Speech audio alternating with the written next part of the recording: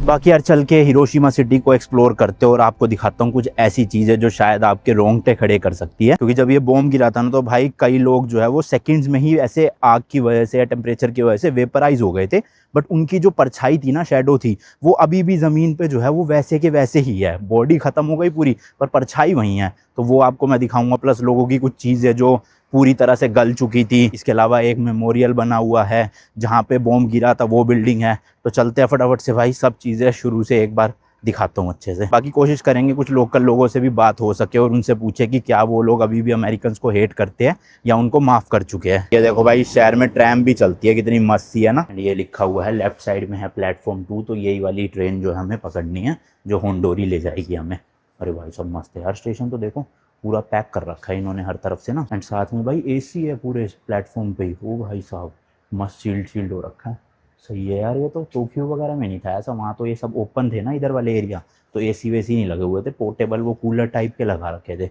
But यहाँ तो centrally पूरा एयर कंडीशनर है भाई। बैठने के लिए बेंच लगा हुआ है यहाँ पे। देखो भाई इस तरह का डस्टबिन भी है जो जापान में कम देखने को मिलते हैं, तो मैं भी डाल देता हूँ। ये इसमें तो नहीं आ रहा, इसमें डालेंगे। और ये सब ना मैं आपको भाई इसलिए दिखा रहा हूँ क्योंकि अभी देखो कितने ज़्यादा साल तो हुए नहीं है यहाँ पे जब बॉम्बिंग हुई थी और पूरी सिटी एक तरह से तबाह हो गई थी। बट इतनी जल्दी इन्होंने पूरी सिटी को वापस से डेवलप कर लिया। तो वो डेवलपमेंट दिखाने के लिए मैं छोटी छोटी चीज़ें आपको दिखा रहा हूँ कि यहाँ के स्टेशनों तक में प्रॉपर प्लेटफॉर्म पे एसी लगे हुए हैं। बताओ, भले ही पास्ट में जापान ने जो भी किया हो भाई, लेकिन आज का जापान आप देखोगे ना, ये लोग सिर्फ अपनी ग्रोथ पे फोकस करते हैं और किसी चीज़ पे ध्यान ही नहीं देते। जब भाई यहाँ पे बॉम्ब गिरा था ना, उस टाइम पे इस शहर को नर्क बोलते थे, कोई आना ही नहीं चाहता था यहाँ पर क्योंकि इतना ज़्यादा रेडिएशन फैली हुई थी। बट अब देखो भाई कुछ साल बाद कितनी भीड़ भड़का है, प्रॉपर यहाँ पे लोग रहते हैं। हिरोशिमा ना पूरा 900 स्क्वायर किलोमीटर में फैला हुआ है और अभी की पॉपुलेशन की बात करें तो 1.1 मिलियन लोग रहते हैं, यानी कि 10 लाख से भी ज़्यादा लोग यहाँ पर। एंड ये वो हॉस्पिटल है, एग्जैक्ट यही बिल्डिंग थी। इसी के ऊपर 600 मीटर जो है वो आसमान में फर्स्ट न्यूक्लियर बॉम्ब फटा था। तो ये देखो यहाँ पे अभी भी टूरिस्ट आते हैं देखने के लिए। ये देखो भाई इन्होंने ना यहाँ पे लगा भी रखा है, मतलब लिख के कि यही वो एरिया था जहाँ पे जो है वो फर्स्ट एटॉमिक बॉम्ब गिरा था, मतलब इसके 600 मीटर ऊपर। और इस एरिया का टेम्परेचर जो है वो 3000 से 4000 डिग्री सेल्सियस पहुँच चुका था, जैसे ही मैंने बताया आपको। और काफ़ी लोगों ने जो है वो इस एरिया के इंस्टेंटली अपनी लाइफ खो दी थी, डेथ हो गई थी उनकी। एंड ये फोटो है भाई उस टाइम की कि ऐसा एरिया हो गया था बॉम्बिंग के बाद। और ये फोटो भी यहाँ लिखा हुआ है, ये देखो यूएस आर्मी ने लिया। बताओ, तो एक्चुअल में जिस स्पॉट पे बॉम्ब फटा था ना उसको बोलते हैं हाइपो सेंटर। अब देखो भाई वापस से ना, मतलब पूरी की पूरी बिल्डिंग्स वगैरह सब कुछ खड़ी हो चुकी है, यहाँ पे प्रॉपर इंफ्रास्ट्रक्चर दिखेगा। एंड ये उस टाइम की फोटो है भाई, मतलब यहाँ पे कोई बिल्डिंग नहीं बची, सिर्फ और सिर्फ मलबा ही मलबा दिख रहा होगा आपको हर जगह। ये जो आप सामने ब्रिज देख रहे हो ना, अमेरिका का प्लान था इस ब्रिज के ऊपर बॉम्ब गिराने का, क्योंकि इसकी जो ब्रिज की कंस्ट्रक्शन है ना वो ऐसे टी शेप में है।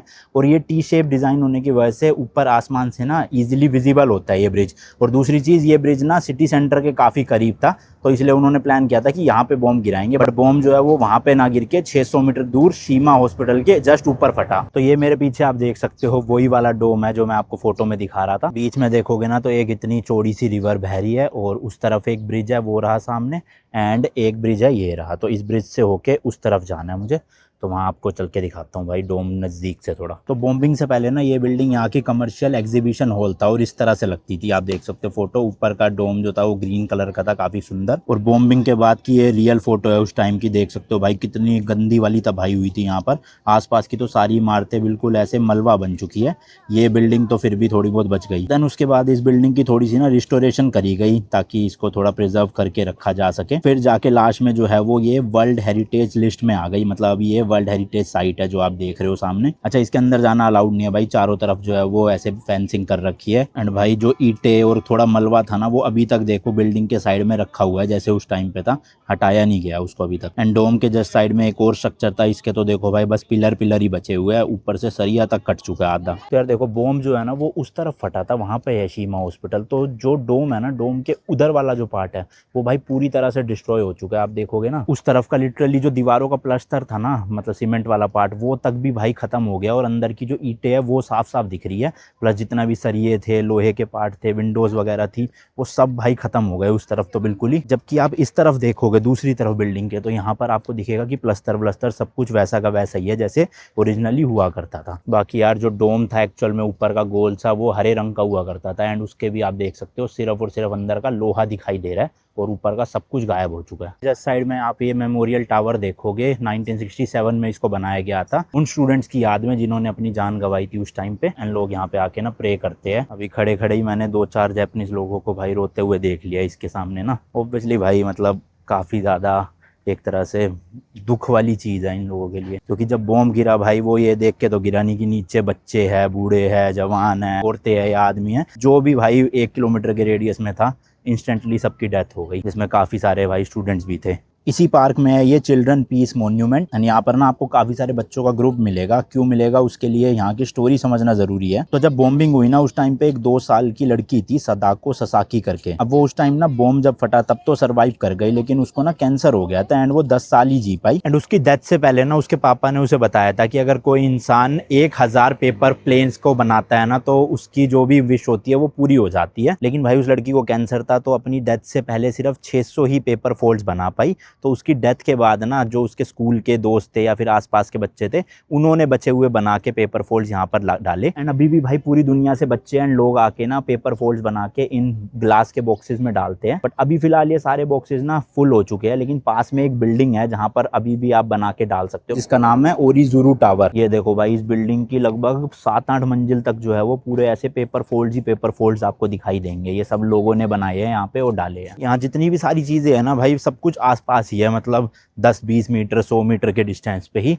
सामने एटॉमिक डोम था, उसी के जस्ट सामने ये पीस मेमोरियल था वो लड़की का। ये काइंड ऑफ पूरा का पूरा पार्क बना हुआ है। यहीं पे देखो एक बड़ी सी बेल है जिसको बोलते हैं बेल ऑफ पीस। ये बेल ना एक जापानीज आर्टिस्ट ने बनाई है जो खुद बॉम्ब को सर्वाइव कर चुके हैं। इस बेल में ना आपको वर्ल्ड मैप बना हुआ दिखेगा जिसमें ना कोई भी बाउंड्रीज नहीं है, बिकॉज सब कुछ तो ये जो भी हुआ भाई जमीन के चक्कर में हुआ ना। उनकी सोच ये थी कि पूरा वर्ल्ड विदाउट बॉर्डर होना चाहिए। इसके अलावा बेल में यहाँ पर कुछ जापानीज में, ग्रीक में और इवन संस्कृत में भी एनग्रेविंग है। तो यहाँ पे देखो ये बड़ा सा लगा हुआ है, इसको खींच के यहाँ पे लोग बेसिकली बेल बजाते हैं इस तरह। तो ये ट्रेडिशन है यहाँ का एक तरह से। एंड भाई ये जस्ट रोड क्रॉस करके जाएंगे सामने तो आपको वो देखो थोड़ी सी आग जलती हुई दिख रही होगी दूर से, है ना, वहाँ चलते हैं चलो। तो ये है भाई पीस मेमोरियल पार्क एंड यहाँ पे ना हमेशा ये आग जलती रहती है जितने भी लोगों की डेथ हुई थी उनकी याद में। इधर भी देखोगे ना काफ़ी टूरिस्ट है भाई, एक्चुअल में काफ़ी अमेरिकन भी यहाँ पे आए हुए हैं। देखो जगह जगह पे ना ऐसे ब्रोंज के स्टैचूज बनाए हुए हैं और यहाँ लिखा भी हुआ है कि पीस को दर्शाता है। ये मेनली स्टैचू ऑफ पीस है। तो एक ना अमेरिकन टूरिस्ट का ग्रुप था टोक्यो में, मेरी उनसे बात हुई थी तो मैं ऐसे ही जस्ट डिस्कस कर रहा था उनसे हिरोशिमा से रिलेटेड। तो एक्चुअल में ना अमेरिकन भी काफ़ी ज़्यादा गिल्टी फील करते हैं इस टाइम पे कि मतलब अमेरिका ने उस टाइम पे ऐसे बॉम्बिंग करी हिरोशिमा और नागासाकी में। जो जापानीज लोग हैं ना भाई वो इस चीज़ को भूल चुके हैं, उनके दिल में कोई भी नफरत नहीं है अमेरिकन को लेकर, वो सब भूल गए हैं भाई। उनको बस अपनी ग्रोथ पे फोकस करना है एंड उसी का रिजल्ट आप देख सकते हो भाई कि हिरोशिमा आज कितना ज़्यादा डेवलप हो चुका है। बड़ी बड़ी बिल्डिंग्स, प्रॉपर मॉल्स, सब कुछ आपको यहाँ पे देखने के लिए मिलेगा। यहाँ पे देखो एक और मॉन्यूमेंट बना रखा है, इसके आगे भी बेसिकली लोग वही बैंड होके थोड़ा सा प्रे कर रहे हैं। एंड जस्ट साइड में आप देखोगे आपको जापान का फ्लैग दिख जाएगा यहाँ पे लहराता हुआ। एंड ये बेसिकली एक पीस मॉन्यूमेंट है कि आगे भी जो है वो हिरोशिमा सिटी या जापान पीस को जो है वो फॉलो करेगी हमेशा। अभी फिलहाल मुझे वहाँ सामने जाना है, वो है हिरोशिमा पीस मेमोरियल म्यूजियम। उसमें काफ़ी चीज़ें अंदर। ये देखो भाई उस वक्त लोहे का जो सामान था ना इस तरह से पूरा पिघल सा गया था, इतनी ज़्यादा हीट जनरेट हुई थी वहाँ पर। और वो जो डोम था उसके पास में ना ये फाउंटेन्स के हेड थे इस तरह से, ये भी अभी बचे रहे हैं पूरे के पूरे। ये कुछ उस टाइम के फ्लावर स्टैंड थे जो बच गए काफ़ी हद तक। ये उस टाइम की ब्रिक वॉल थी, देख सकते हो आप। और यार साइकिल की हालत देखो क्या हो गई है, मतलब कई कई जगहों से तो बैंड हो गई है, व्हील भी बैंड हो गया है, बट आप देखोगे ना कितने पार्ट्स तो पूरी तरह से गल चुके हैं, इतनी ज्यादा हीट थी। देन कुछ यहाँ पे और भी सामान रखा हुआ है लोगों का, जैसे कि देखो कपड़े है जो फट चुके हैं, चप्पल है उस टाइम की, ये लंच बॉक्स देखो भाई साहब, चॉपस्टिक साथ में। देन ये उन सब बच्चों की फोटोज एंड उनके नाम लिखे हुए हैं जिनकी डेथ हो गई थी उस टाइम पे। यार एज देखो, मतलब कोई 12 साल का, कोई 13 साल का, कोई 14 साल का है। छोटे छोटे बैग्स देखो बच्चों के, उनकी बुक्स देखो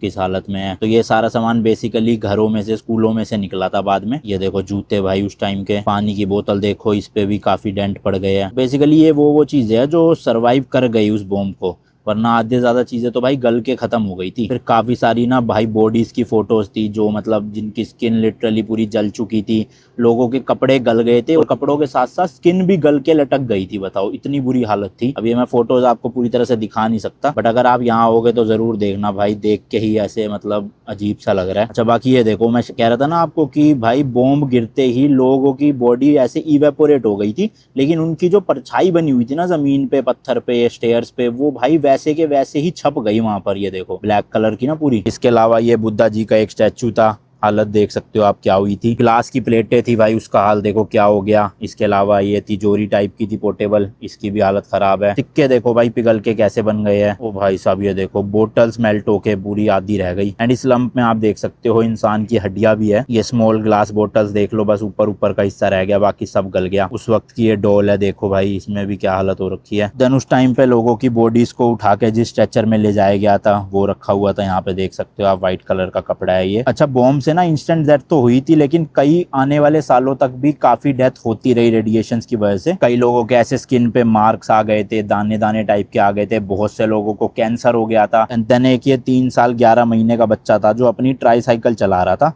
उसकी ट्राईसाइकिल की हालत देखो भाई क्या हो गई है। पीछे आप बच्चे की भी फोटो देख सकते हो वहाँ पे।